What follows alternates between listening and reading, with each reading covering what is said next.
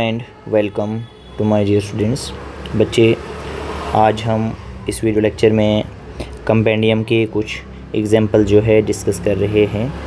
Right, example 35 तक हम previous lectures में डिस्कस कर चुके थे। राइट, तो एग्जांपल 36 देखिए, how many chlorine atoms can you ionise in the process. ठीक है, जैसे ये प्रोसेस दिया है कि क्लोरीन है, तो जब इसकी आयोनाइजेशन होती है तो ये पॉजिटिव और एक इलेक्ट्रॉन जो है देता है। तो जो एनर्जी लिबरेट हो रहा है इस प्रोसेस में, कह रहे हैं कि वो for 1 Avogadro number of atoms के लिए हो रहा है। ठीक है, तो इसने कहा कि the energy liberate for the process for 1 Avogadro number atoms. तो आपको जो है ये बताना है कि कितने क्लोरीन एटम जो हैं आप आयोनाइज कर सकते हैं। ठीक है, इस प्रोसेस में। तो the energy liberated for the process, chlorine plus electron, अगर आप क्लोरीन में एक इलेक्ट्रॉन ऐड करोगे तो क्या बनेगा, क्लोरीन माइनस बनेगा। राइट, क्या बनेगा, chlorine negative charge, that is chloride ion. तो ये प्रोसेस अलग है, that is electron gain enthalpy, ये है ionisation energy. Right, for 1 Avogadro number of atoms के लिए ये पूछ रहा है कि कितने एटम्स आप जो है आयोनाइज कर सकते हैं। जहाँ पे आपको आयोनाइजेशन पोटेंशियल का वैल्यू दिया है और इलेक्ट्रॉन एफिनिटी का वैल्यू दे के रखा है, तो हमने ये एज्यूम किया कि लेट n एटम्स भी आयोनाइज्ड, n एटम क्या हो रहे हैं, आयोनाइज हो रहे हैं। तो देखिए, ये इलेक्ट्रॉन एफिनिटी जो है हमारे पास एवोगाड्रो नंबर ऑफ़ एटम्स के लिए दिया हुआ है। तो Avogadro number of atoms, Avogadro number का वैल्यू ये होता है, और इलेक्ट्रॉन एफिनिटी दिया है तो यहाँ पे लिखिए इसके साथ में =।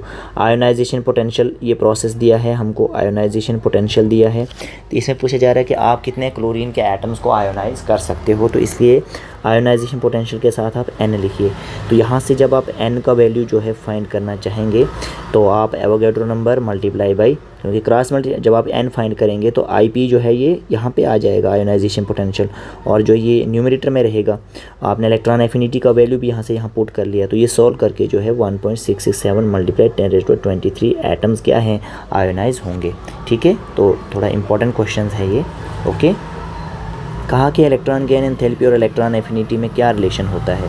तो इलेक्ट्रॉन एफिनिटी और इलेक्ट्रॉन गेन एंथैल्पी में हमारे पास रिलेशन होता है बच्चे कि साइन इनके इन्वर्स होते हैं। ओके, मैग्नीट्यूड सेम होता है, ये हमने आपको क्लास में बताया है।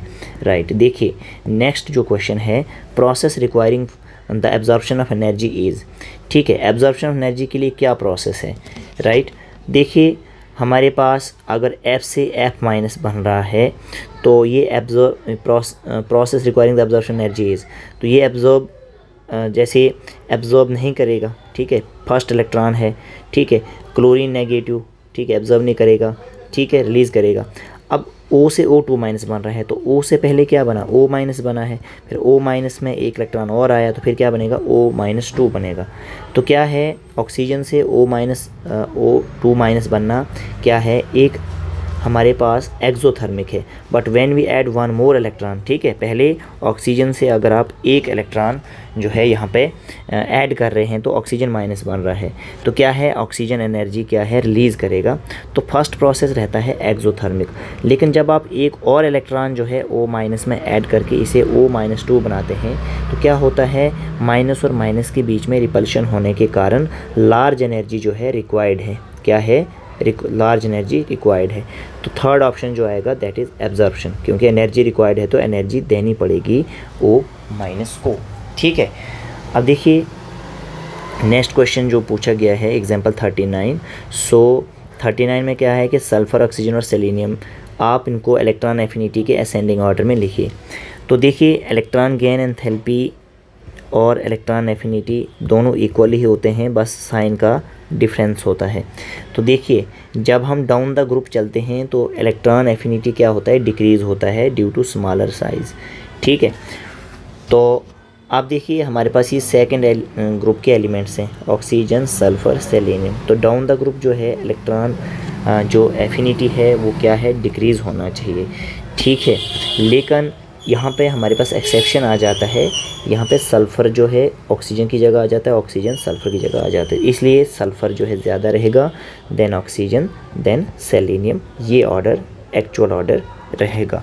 ओके, 39 हो गया। इसके बाद हमारे पास जो है नेक्स्ट एग्जांपल जो आ रहा है दैट इज़ रिलेशन पूछा जा रहा है इलेक्ट्रोनेगेटिविटी। तो अभी हमने इलेक्ट्रोनेगेटिविटी जो है कंप्लीट नहीं पढ़ा है, तो हम जो है 39 तक ही एग्जांपल यहाँ पे रख रहे हैं इस वीडियो लेक्चर में। तो इनको प्रॉपरली वॉच करें।